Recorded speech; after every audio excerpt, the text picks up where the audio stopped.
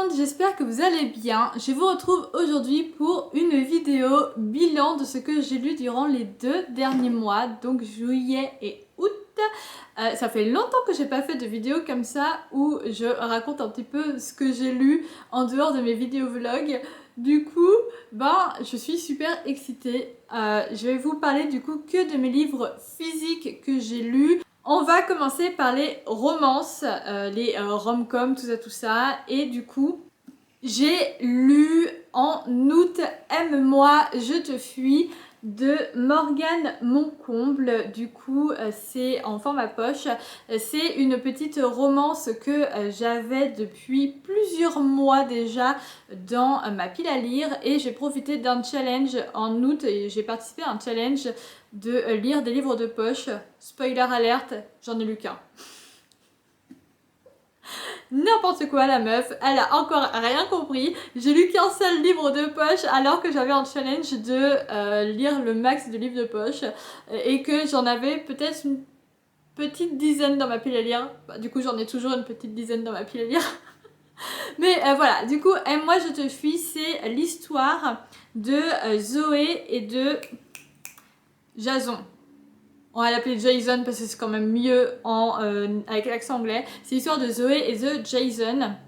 Le soir de Noël, ils se rencontrent tous les deux dans un bar et ils décident de passer la nuit ensemble, mais juste, vous voyez, juste un coup quoi. Sauf que pour les deux, c'est la pire nuit de leur vie, genre le pire coup de leur vie, vraiment. Sauf que les choses sont bien faites puisque le meilleur ami de Jason et la meilleure amie de Zoé se connaissent et ils décident du coup un petit peu contre leur volonté de être tous amis les uns avec les autres, tout ça, genre Friends, parce que la meilleure amie de Zoé est fan de Friends et elle veut trop un groupe d'amis comme ça. Bref, sauf que forcément avec ce qui s'est passé, bon, c'est un peu gênant, surtout que Zoé, elle a pas du tout un bon caractère, alors que Jason, lui, c'est vraiment... Vous voyez, c'est Grumpy Sunshine, mais reverse.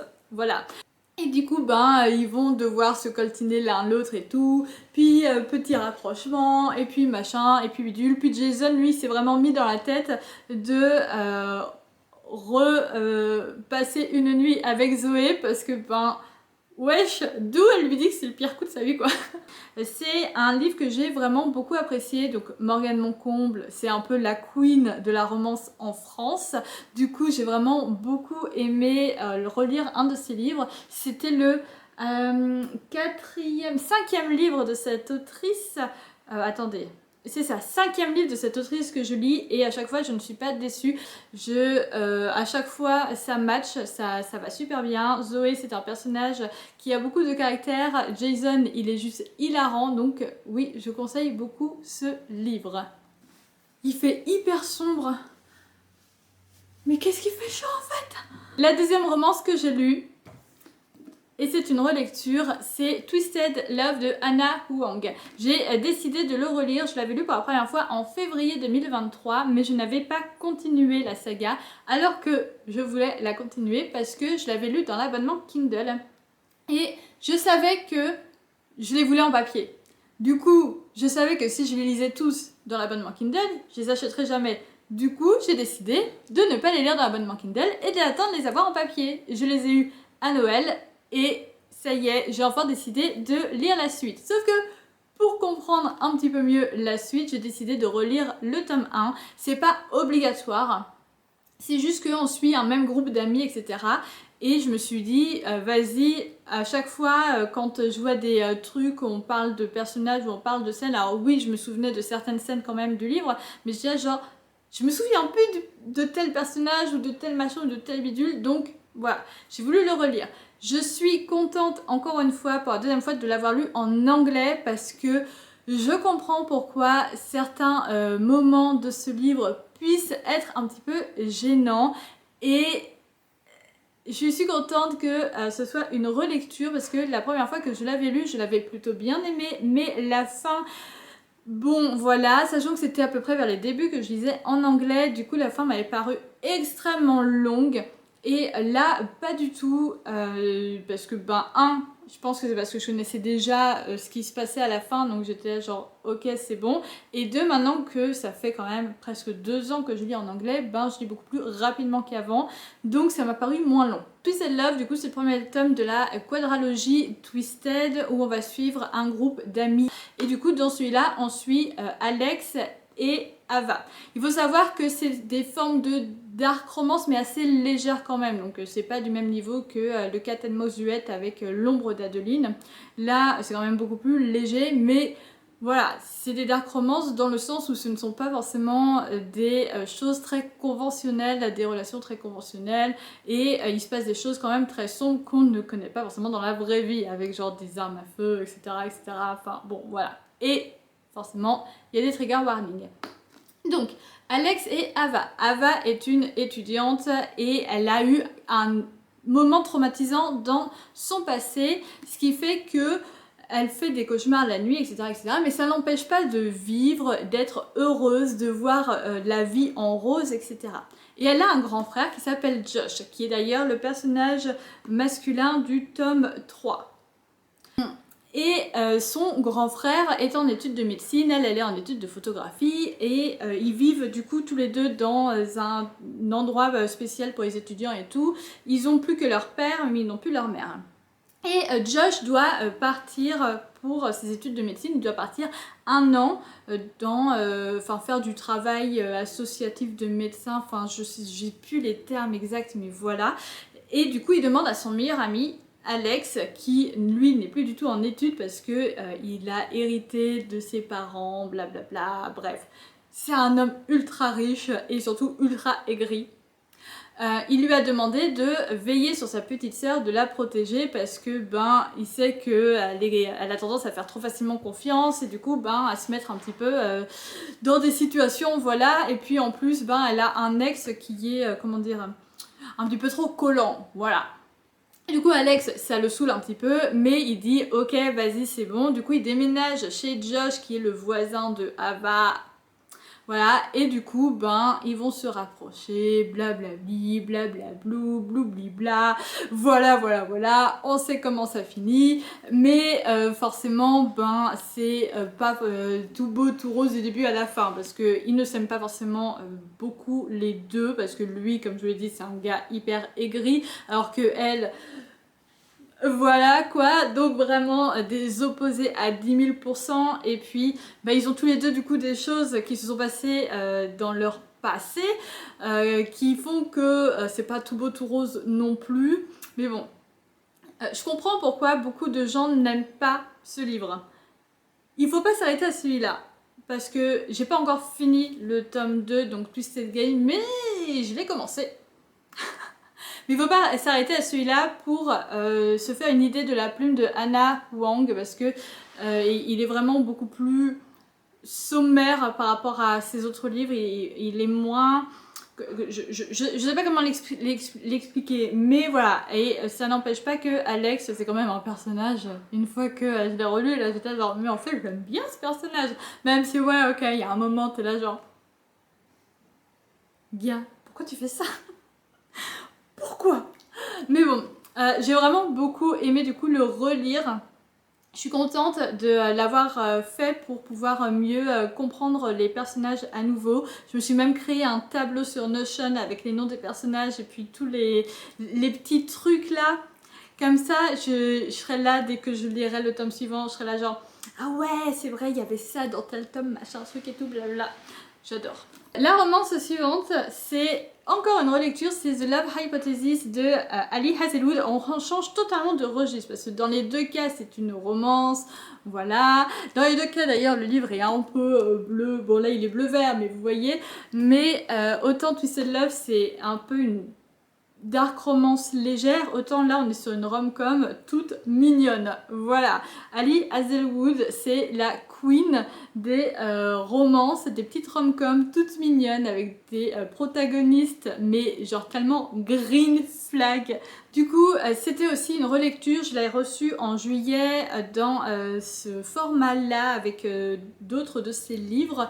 Et je voulais replonger dedans tout simplement parce que je l'avais beaucoup aimé et que j'avais une amie, Mélanie, je vais mettre son Instagram ici, qui l'a lu récemment et qui du coup est venu me parler de certaines choses déjà genre mais je m'en souviens pas en fait, je m'en souviens pas du tout. Il faut savoir que The Love Hypothesis en plus c'était ma toute première romance que j'avais lue. J'avais déjà lu des romantaisies, j'avais déjà lu du coup même avant ça, parce que la romantaisie en vrai c'est assez récent par rapport à mon histoire de lecture. Avant ça je lisais vraiment que des big fantasy ou des fantaisies avec un petit peu de romance. Voilà. Il y a toujours un petit peu de romance mais c'était pas de la romance, c'était pas de la romantaisie. Et là c'était ma première romance et j'ai décidé du coup de la relire mais en anglais pour avoir vraiment le plaisir de découvrir la plume de Ali Hazelwood à 100%. On suit ici du coup l'histoire de Adam Carlsen et de Olive. C'est une histoire de fake dating. Je vous dis ça, mais à mon avis, vous l'avez déjà lu, hein, vous connaissez sûrement parce que c'est vraiment un pilier du genre. Olive, du coup, elle l'a menti, elle a dit à sa meilleure amie qu'elle avait un date un soir parce qu'elle en avait marre que sa meilleure amie se prive de sortir avec un garçon avec qui Olive a eu une petite aventure. Voilà, c'est son ex, même si c'est pas vraiment ça. Et sa meilleure amie, elle est là genre, non, enfin wesh, sororité, tout ça, on fait pas ça, c'est un meilleur ami. Et Olive, elle est là genre, mais vas-y, je m'en fous. Donc elle ment, elle dit qu'elle est en date.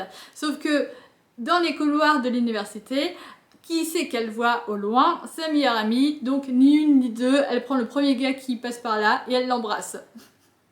Sauf que ce gars, c'est nul autre que Adam Carlsen, qui est un professeur en, je sais plus, chimie, machin truc, bref, truc de scientifique, c'est pas mon truc quoi. C'est un professeur qui est assez reconnu pour être pas très gentil quoi. Et du coup, une chose en entraînant une autre, ils vont tous les deux décider de fake dater quoi. Trop beau, trop mignon, trop tout. Ça c'est tout seul, ça c'est très vite. Franchement, si vous ne l'avez jamais lu, qu'est-ce que vous attendez? Franchement, qu'est-ce que vous attendez? Parce que là, on n'a pas plus green flag que les livres de Ali Hazelwood. Est-ce que je dis Ali Hazelwood? Est-ce que je dis green flag? Love Theoretically de Ali Hazelwood, c'est la dernière du coup rom-com que j'ai lue durant les 2 mois d'été et oh my god. Donc là cette fois c'était une découverte, c'était pas une relecture.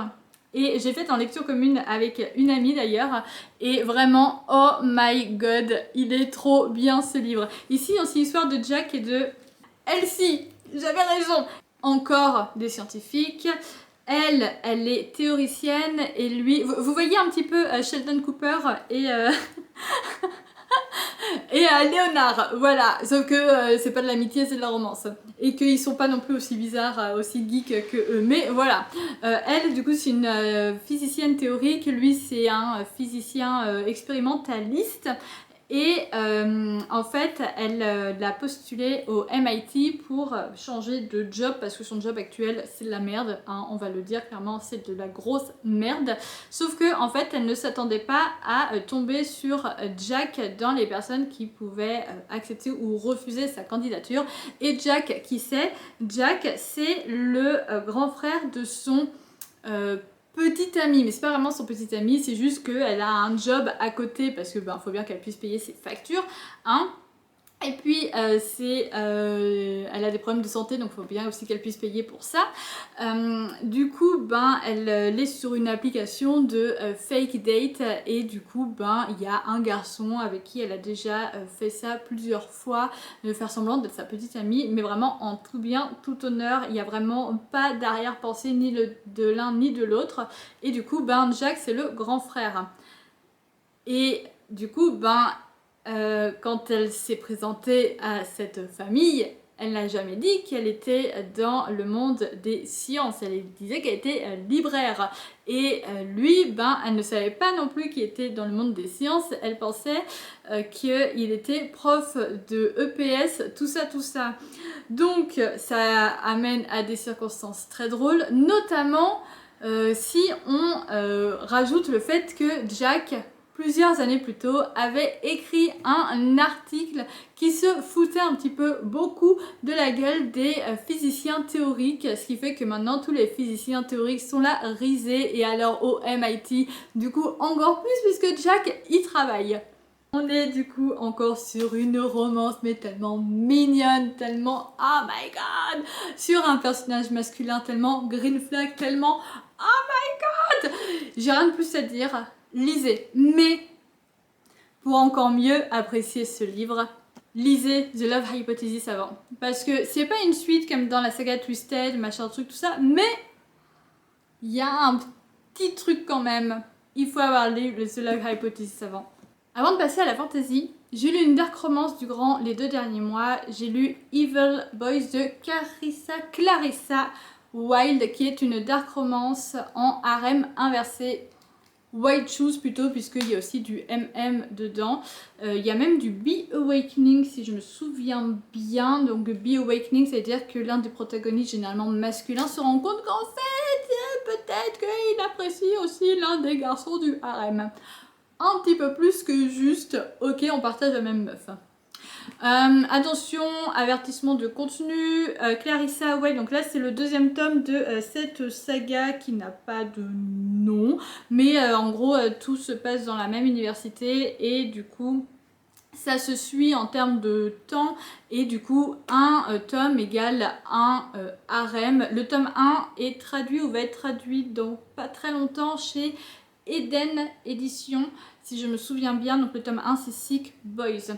Ici du coup on suit l'histoire, alors j'ai totalement oublié les noms parce que j'ai une mémoire de merde. On suit l'histoire de Lana et de 3 garçons. Lana c'est la petite sœur d'ailleurs de l'un des garçons du tome 1.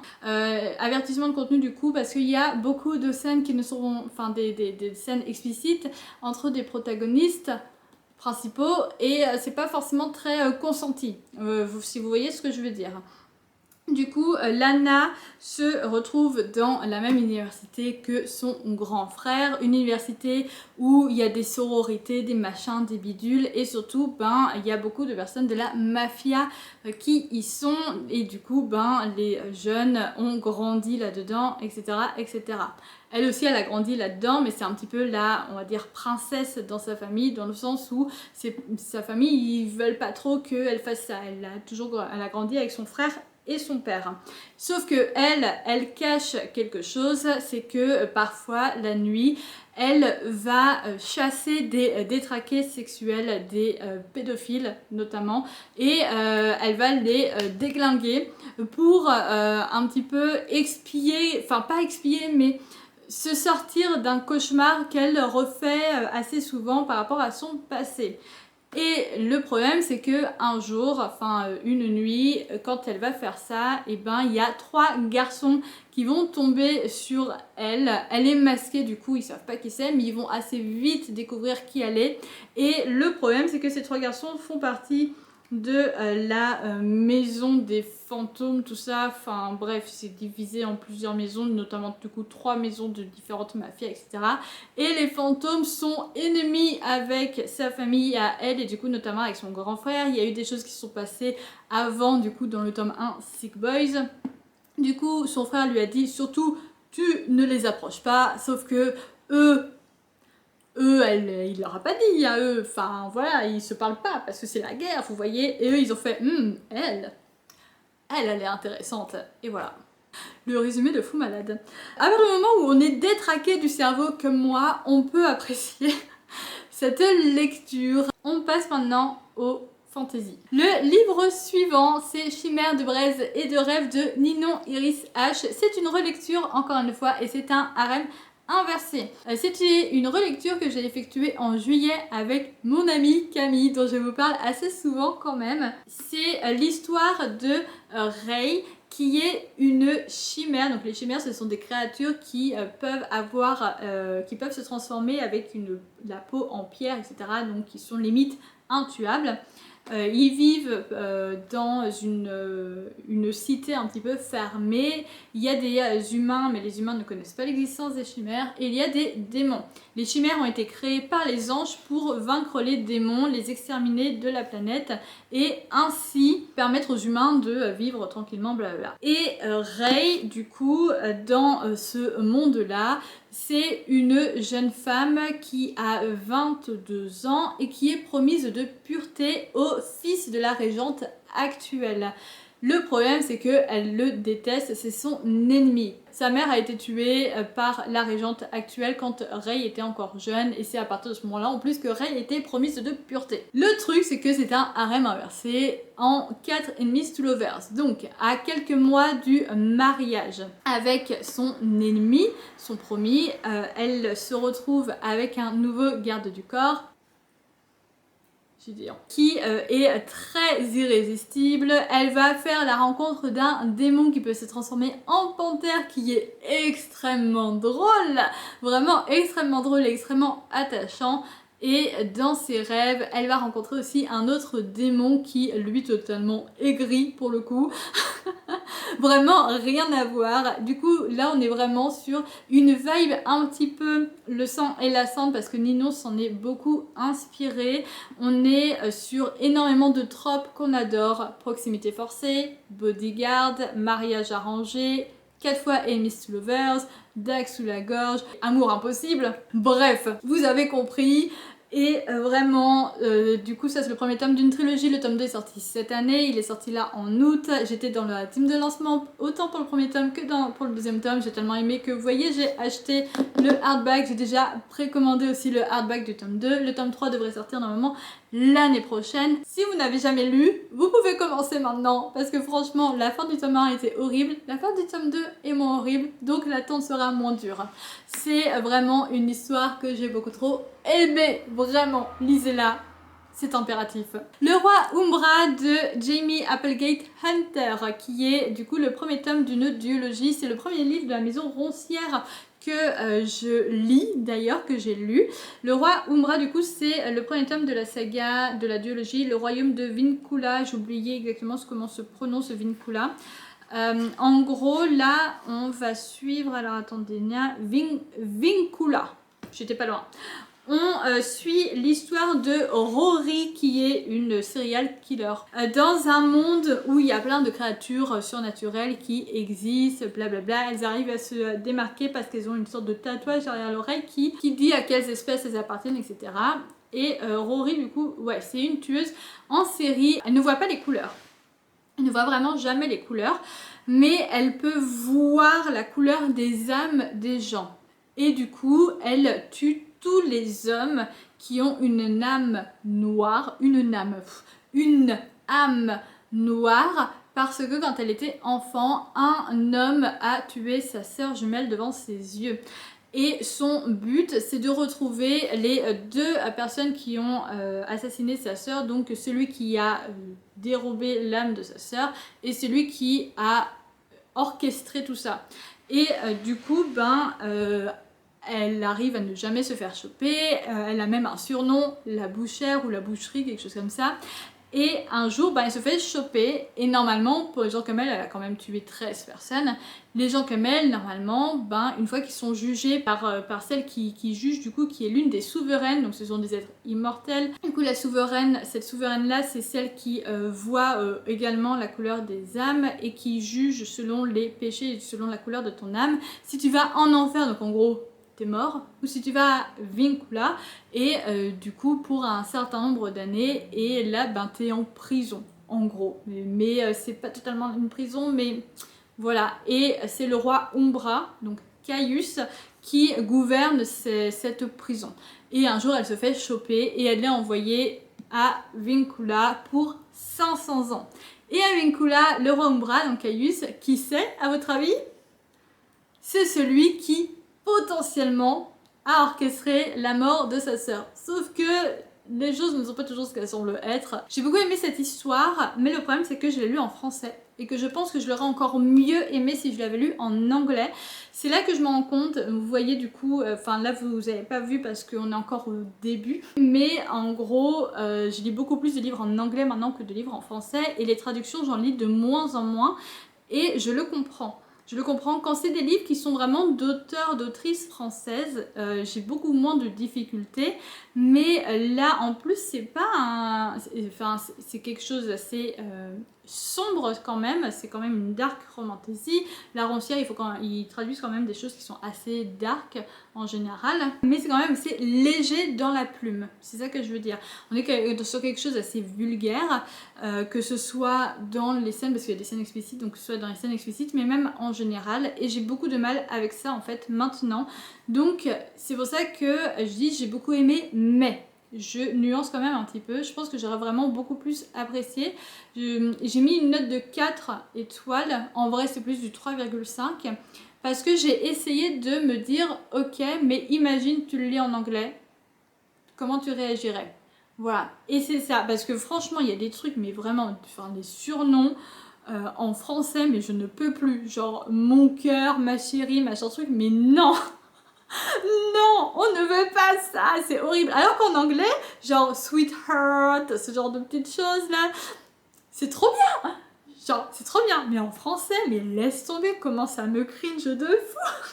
Alors, on a quand même un bon world building, mais c'est pas un big world building parce que ça reste quand même une urban fantasy. Donc, si vous voulez privilégier ce genre de choses, forcément vous n'allez pas aimer. Mais si vous voulez quelque chose qui sorte un petit peu des big fantasy, mais que vous voulez quand même rester dans de la fantasy, franchement, vous allez aimer ça. On est sur une forme de enemies to lovers, mais on est plus sur du hate to love que du enemies to lovers parce que la romance arrive quand même assez rapidement dans l'intrigue, ou en tout cas le désir arrive quand même assez rapidement. A Rivalry, avec mon super accent, of Hearts, de Tessonia Odette. Là, on est sur un Rivals to Lovers. Alors là, on est sur une rom-com, mais dans un monde de fantasy. Donc, il y a un world building qui est très léger. On n'est pas sur une big fantasy avec big intrigue, machin truc. Non, vraiment. C'est une romantasy, quoi. Enfin, l'intrigue, c'est que la romance. Mais c'est dans un monde de fantasy. Donc, Edwina, c'est une humaine totalement normale. Voilà. Qui est une romancière et elle vit dans du côté des humains parce qu'il y a une île qui est que des fays, sinon les humains, eux, ils vivent entre eux. Les humains peuvent aller du côté des fays à partir du moment où ils ont un visa, mais les fays ne peuvent pas aller du côté des humains. Parce qu'il y a eu la guerre, tout ça, tout ça, tout ça.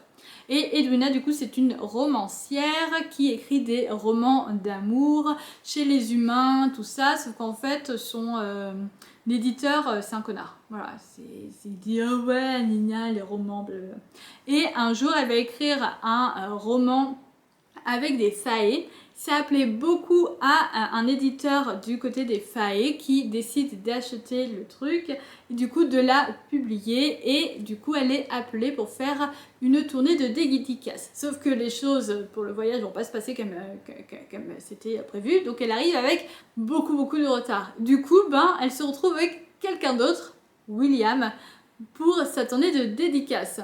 Ce qui est encore plus fou, c'est qu'en fait, à la fin de la tournée de dédicaces, celui entre les deux qui arrive à vendre le plus de livres aura droit à un contrat pour 3 nouveaux livres. Les deux ont des raisons de vraiment vouloir ce contrat. Des raisons qui leur est propre.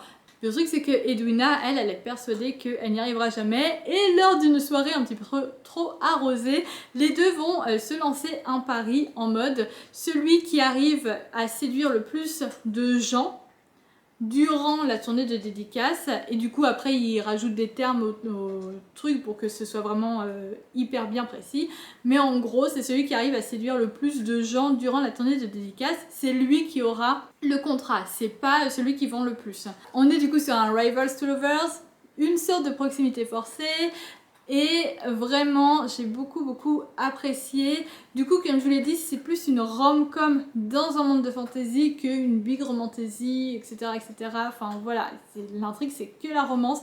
Mais j'ai beaucoup aimé, c'est ultra léger, ultra mignon. On est quand même avec une protagoniste qui écrit des romans un petit peu smut. Du coup, on est en fait sur un mixte entre une romance historique avec, vous voyez, les trucs hyper classe, machin truc, et une écrivaine qui écrit quand même du smut. Et maintenant, je vous présente Mate Me de Kel Carpenter et Aurelia Jane, qui est le tome 1 de la troisième saga dans le monde de Immoral Vices and Virtues.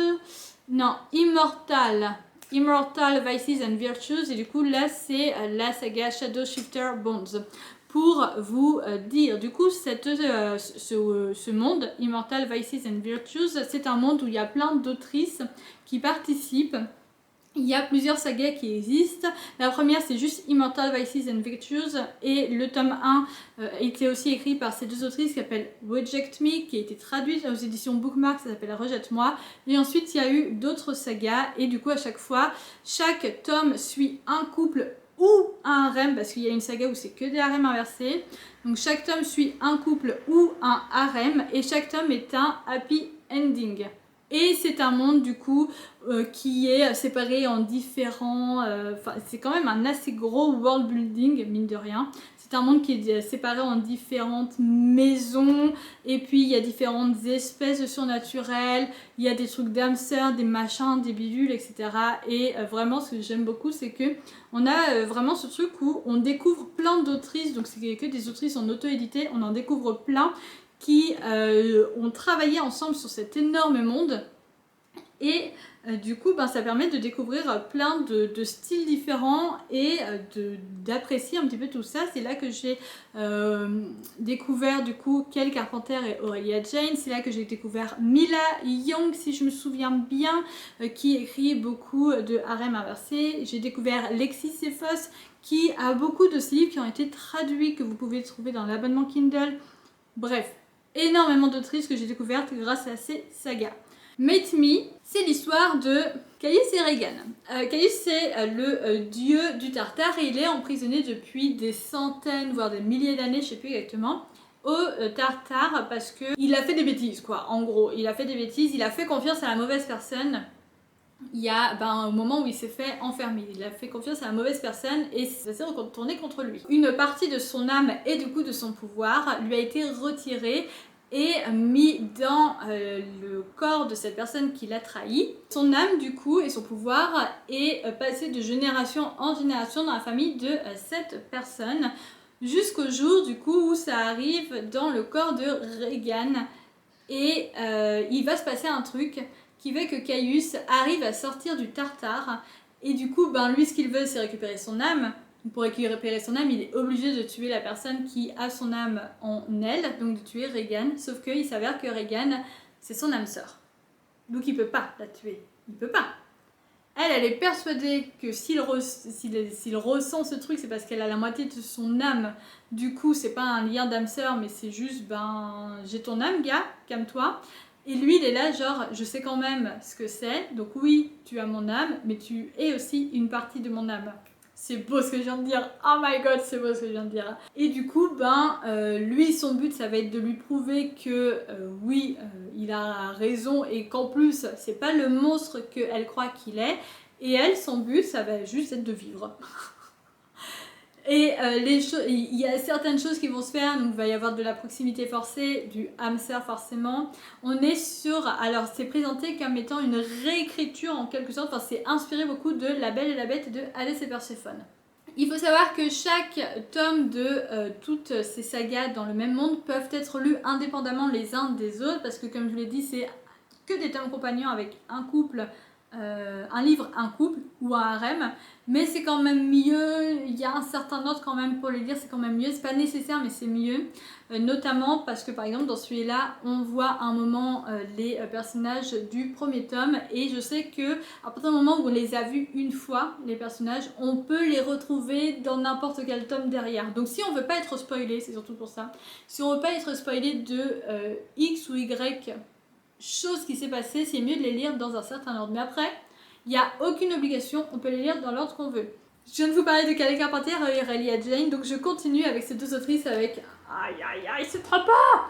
Je continue avec ces deux autrices avec cette trilogie, A Demon's Guide to the Afterlife, qui est une trilogie de harem inversé que j'ai lu du coup pendant cet été et pour laquelle j'ai un avis assez mitigé. Voilà, mon avis il est assez mitigé. On retrouve ici, donc c'est l'histoire de Fury, qui est une femme qui dans les années 1900 était totalement humaine et elle est morte sous les coups de son mari. Et quand les êtres humains, seulement les êtres humains décèdent, ils se retrouvent dans une sorte d'après-vie, donc afterlife, et ils deviennent des démons. Et en fait, il y a plusieurs chemins en gros qu'ils peuvent prendre selon comment s'est passée leur vie. Soit ils peuvent retourner sur Terre et du coup ils oublient tout de leur vie passée. Quand ils sont des démons, ils se souviennent de leur vie passée. Soit ils sont des démons qui purgent les âmes en quelque sorte. Et du coup après il y a plein de métiers aussi qu'ils peuvent faire, etc. Sinon. Mais elle du coup c'est ça qu'elle a choisi. Soit ils sont punis. Et du coup, c'est les démons qui purgent les âmes qui les punissent parce qu'ils ont fait des actes hyper atroces durant leur vie, etc. Et elle s'est jurée de ne jamais retourner sur Terre. Elle veut récupérer assez d'argent entre guillemets pour pouvoir après prendre sa retraite en quelque sorte. Donc juste vivre paisiblement sans ne plus rien avoir à faire dans cette après-vie. Le problème, c'est que un jour, le bureau fédéral, machin truc bidule, enfin au-dessus là, qui gère un petit peu tout ça, l'appelle et ils font alors ma cocotte, en fait, tu vas aller retourner sur Terre parce que tu es la meilleure dans ton job et il y a 3 personnes, 3 alpha des failles, alpha des métamorphes, enfin des loups-garous et alpha des vampires qui sont voués à détruire la Terre et du coup l'univers entier en quelque sorte. Et du coup, tu vas aller faire en sorte que ça n'arrive pas. Elle, au début, elle est là genre non, et après elle est là genre bon, ok. Et du coup, il s'avère que les personnes qu'elle doit purifier, ce sont ses âmes sœurs. Et qu'en plus, pour chacun d'entre eux, elle est la deuxième sœur, donc c'est quelque chose qui arrive ultra rarement. Du coup, les choses vont un petit peu se compliquer. Mon avis, il est assez mitigé dans le sens où on est sur un harem inversé déjà et il n'y a pas de scène à plusieurs. Ça commence bien, c'est comme ça, voilà. Mais il n'y a pas que ça, bien entendu. Mon avis, il est mitigé parce que Fury, c'est une femme qui a souffert des coups de son mari, donc elle en est décédée carrément. Elle gère un petit peu ce trauma comme elle peut. Donc il y a certaines choses qui sont bien faites là-dedans, notamment dans les scènes intimes où on lui demande, donc ça j'ai trouvé ça très bien, mais on lui demande oui... Enfin, qu'est-ce qui est ok, qu'est-ce qui est pas ok, et puis elle dit du coup ce qui n'est pas ok. Donc ça je trouvais très bien avec qu'il y ait de la communication là-dessus, mais en dehors de ça je trouvais très léger tout ce... Enfin, c'était vraiment en mode il m'a fait du mal, je le déteste, je suis traumatisée, et puis il va se passer un truc qui fait que ça va revenir et du coup elle va être traumatisée, et puis après quand cette même chose va se repasser, ok. En fait, Fury, c'est un personnage qui est pas complet à mon sens. On est vraiment sur une histoire qui aurait pu être mieux travaillée. C'est ça que je veux dire par le fait que mon avis il est mitigé, c'est que l'histoire est vraiment très bien. Vraiment, j'ai beaucoup apprécié cette histoire, mais elle aurait pu être mieux travaillée. J'ai trouvé que c'était un peu trop léger par moments, ça n'allait pas assez dans la psychologie des personnages, j'ai trouvé ça dommage. Le livre suivant, c'est A Curse of Blood and Wolves de Melissa McTernan, qui était le livre de la box Romantaisie de Fairyloot de mai. On est encore une fois sur un avis un peu mitigé. En vrai, encore une fois sur un avis un peu mitigé. On est sur une forme de réécriture du Petit Chaperon Rouge, en tout cas c'est vendu comme ça. On suit l'histoire de Ruby et Raph. On va l'appeler Raph, ce sera plus simple. Ruby et Raph. Raph est un loup-garou et Ruby c'est une humaine classique. Ruby rentre, elle vit avec sa sœur ne peut pas travailler parce qu'elle est malade en quelque sorte. Du coup Ruby travaille pour toutes les deux, elle ramène de l'argent pour toutes les deux, donc elle fait des journées de fou malade. Et tous les soirs, elle rentre du travail, elle travaille dans un bar, et tous les soirs, elle rentre en passant par les bois, même si ça peut être potentiellement plus dangereux, c'est plus rapide. Et tous les soirs, elle sent un regard peser sur elle, elle sent qu'un homme potentiellement la suit, et quelquefois en plus elle entend des bruits de pas, des bruits de feuilles qui cric, voilà. Et du coup, en gros, le résumé c'était vraiment ça, c'était elle a quelqu'un qui la stalk. Moi je m'attendais du coup à ce que ça dure hyper longtemps, puisque le résumé c'est ça. Je m'attendais à ce que, alors peut-être pas hyper longtemps, mais je m'attendais à ce qu'il y ait ce truc de mystère, de qui c'est qui la suit, qu'est-ce que machin, pourquoi, etc. Je m'attendais à ce que ça dure pendant peut-être 3 chapitres. allez, au moins 3 chapitres. Bah en fait, pas du tout. Dès le premier chapitre, on sait qui la suit, on sait pourquoi il la suit, et il y a une rencontre entre les deux. Ça fait un petit moment déjà qu'il la suit, c'est dit. Ça fait un petit moment du coup que ça faisait plusieurs semaines, mois, je sais pas, mais un moment déjà qu'il y avait ce petit manège qui se jouait, et puis elle aimait beaucoup ça l'excitait un peu, entre guillemets excité, hein, c'est rien de sexuel là-dedans, mais il y avait un petit truc là-dedans, et premier chapitre, pouf, la rencontre.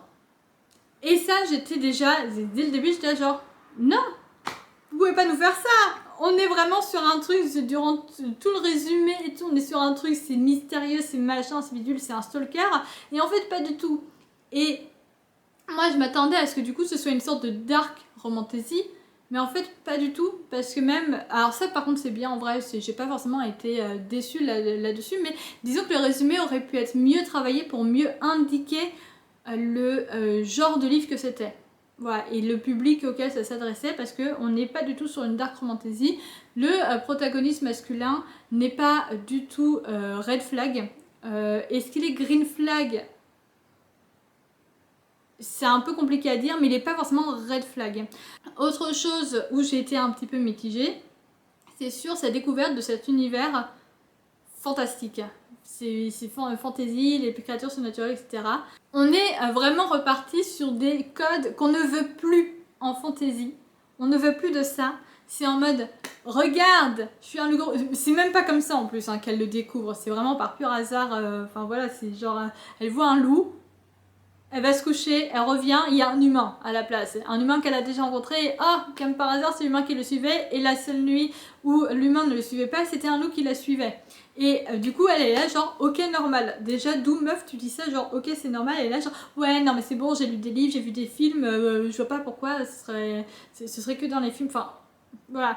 Et le pire, c'est qu'après un moment, il y a un truc où lui, il veut pas lui dire un truc.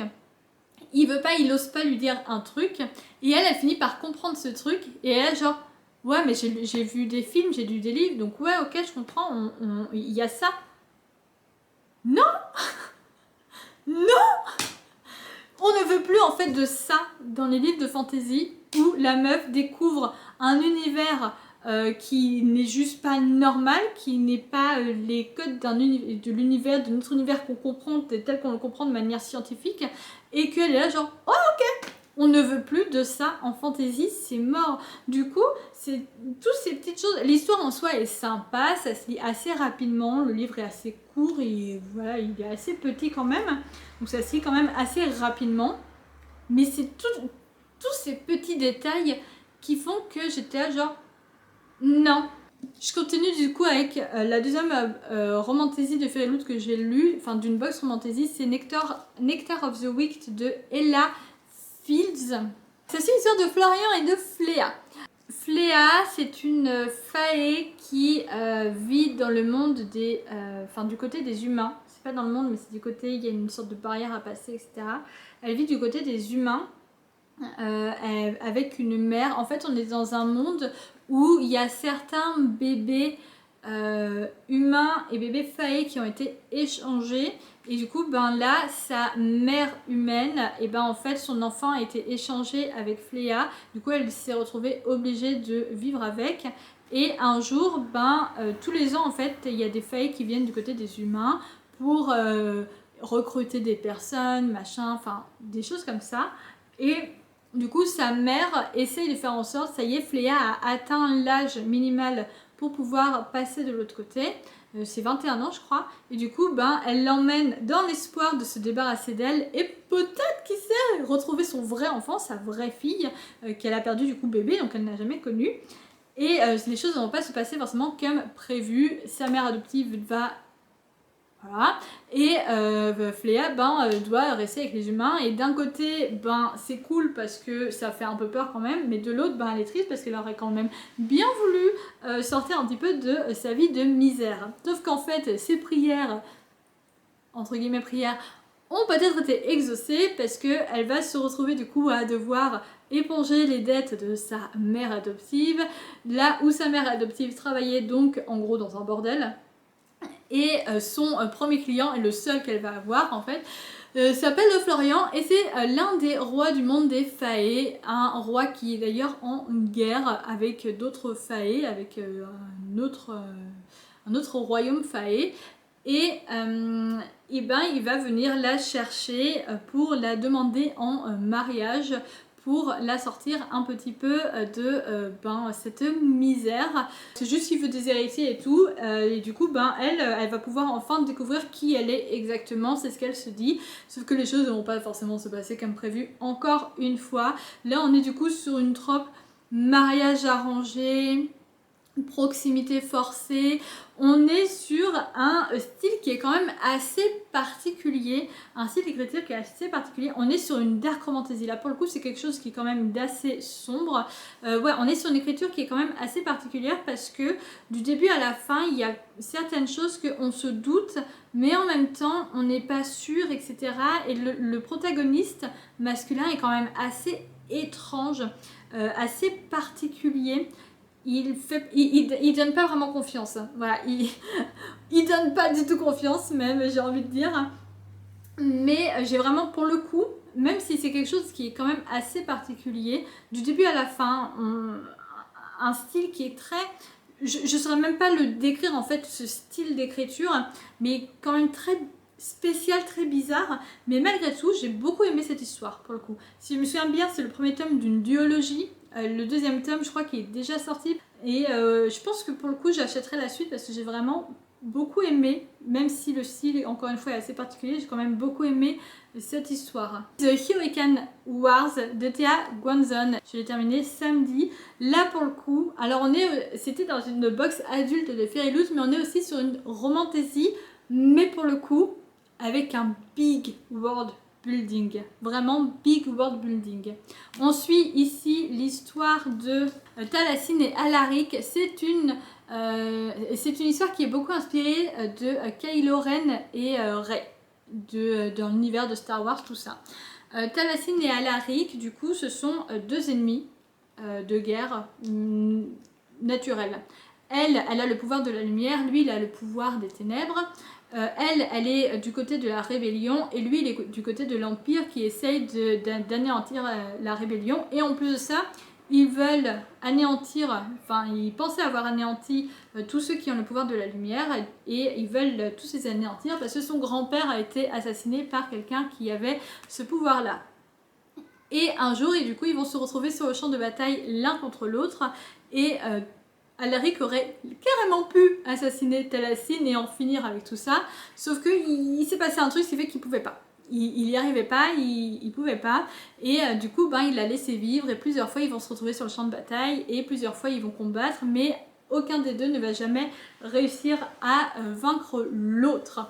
Et en plus de ça, il s'avère qu'il potentiellement, il y a un danger qui court sur ce monde qui est un petit peu beaucoup plus grave que leur petite guéguerre, entre guillemets leur guéguerre, parce qu'il y a quand même des milliers de morts, bien sûr, c'est une guerre. J'ai adoré cette histoire, j'ai beaucoup aimé parce que là on est vraiment du coup sur une big fantasy avec un big world building. J'avais extrêmement peur à la base de lire ce livre en anglais, mais je voulais pas l'acheter en français alors que je l'avais déjà en anglais, ça me saoulait juste de dépenser. Alors que j'étais pas sûre de l'aimer en plus, et puis j'étais là genre je l'ai en anglais, je vais pas l'acheter en français en plus. Je dis ça alors que je compte largement m'acheter un livre en français à la fin de l'année alors que j'ai déjà en anglais. C'est un big world building donc forcément faut réussir à rentrer dedans, faut réussir à comprendre un petit peu tous les enjeux, les machins, les bidules, forcément. Mais moi ce que j'avais beaucoup peur c'est qu'il soit trop compliqué à comprendre en anglais parce que j'avais vu des retours de personnes francophones qui l'avaient lu en anglais alors qu'elles sont beaucoup plus douées que moi en anglais et qui avaient galéré. Et j'ai pas du tout galéré à comprendre, donc je ne sais pas, ça se trouve j'ai rien compris du coup, ça se trouve j'ai totalement inventé des trucs dans ma tête. Mais j'ai pas eu de difficulté à comprendre le world building. Les personnages sont hyper bien travaillés. On est sur une romantasy, donc forcément la romance a un pas important dans l'histoire. Mais ça ne gâche en rien tout ce qui est complot politique. Du coup, le world building hyper bien travaillé, les autres personnages hyper bien travaillés. Tout ce truc du on ne sait pas. on ne sait pas. On ne sait pas ce qui est vrai et ce qui n'est pas vrai. Nous, on n'a que les points de vue des deux protagonistes. Donc, Alaric et Thalassine, c'est en troisième personne. Donc, il faut quand même aimer ça un minimum. Mais on n'a que leur point de vue à eux. Ce qui fait qu'il y a beaucoup de personnages secondaires où vraiment, jusqu'à la fin de ce tome, je ne sais pas. Je ne sais pas quoi penser d'eux. J'ai mes théories sur eux, mais vraiment, on ne sait pas. Et c'est ça ce que j'adore dans tous ces fantaisies qui sont hyper bien écrites. C'est quand tu arrives à ne pas savoir qui croire, qui ne pas croire. Et surtout quand il y a des complots politiques comme ça et tout. Quand il y a de la manipulation à fou, des trucs de trahison, des trucs de vengeance, etc. C'est super bien écrit, c'est hyper bien complet. Le livre là est séparé en deux parties. La première partie elle fait en gros un tiers du livre et c'est vraiment plus comme une base. Ça n'empêche pas qu'il y ait beaucoup d'actions, beaucoup de choses qui se passent. Ça commence très fort, genre dès le premier chapitre c'est la guerre quoi. La guerre a déjà commencé bien longtemps avant, donc là on est vers la fin de la guerre. Mais dès le premier chapitre ça démarre fort. Donc ça n'empêche pas qu'il y ait beaucoup d'actions, mais la première partie, donc le premier tiers, c'est plus quelque chose d'introductif où on va commencer à découvrir surtout les deux protagonistes, mais aussi certains personnages qui sont autour d'eux, qui gravitent autour d'eux. C'est dans ça qu'on va comprendre la guerre, qu'on va comprendre les pouvoirs, qu'on va comprendre le pays dans lequel ils sont et un autre pays et machin et bidule, le système de royauté, de machin, enfin voilà, on va comprendre plein de trucs. La deuxième partie qui fait du coup les deux derniers tiers du livre, il y a aussi des explications, parce que les explications elles ne s'arrêtent pas comme ça, mais elle est beaucoup plus légère, on est beaucoup plus dans le vif du sujet, de l'intrigue principale de cette saga, mais vraiment, si vous aimez la fantasy et que la romance ne vous dérange pas, parce qu'il faut quand même aimer ça, foncez. On est sur un Enemies to Lovers tellement bien effectué, avec un slow burn, mais franchement, un slow burn comme je n'en ai presque jamais vu. Je vais pas dire jamais, parce que c'est pas vrai, mais très rarement vu. Un Enemies to Lovers très bien écrit, avec de la tension, un toucher de main. Un simple toucher de main a réussi à me faire vivre des émotions, mais si intenses. Mais je vous jure, je souriais bêtement devant mon livre pour un simple toucher de main. C'est là que j'ai vraiment bien compris tous ces gens qui parlent de slow burn et de toucher de main et qui les hurlent, etc. Et j'étais là genre, mais oui, je comprends, parce que quand c'est bien écrit, quand la tension qui est présente entre les personnages est bien écrite, tout de suite, un toucher de main, ça te fait ressentir des émotions. C'était mon petit bilan lecture. Merci beaucoup de l'avoir regardé jusqu'au bout. J'espère que dedans il y a des livres qui ont su susciter un petit peu votre curiosité si jamais vous ne les aviez jamais lus, et s'il y en a d'autres là-dedans que vous avez lus, que vous avez déjà lu, ben, n'hésitez pas à me dire ce que vous en avez pensé. En attendant, je vous fais des gros bisous et je vous dis bonne lecture.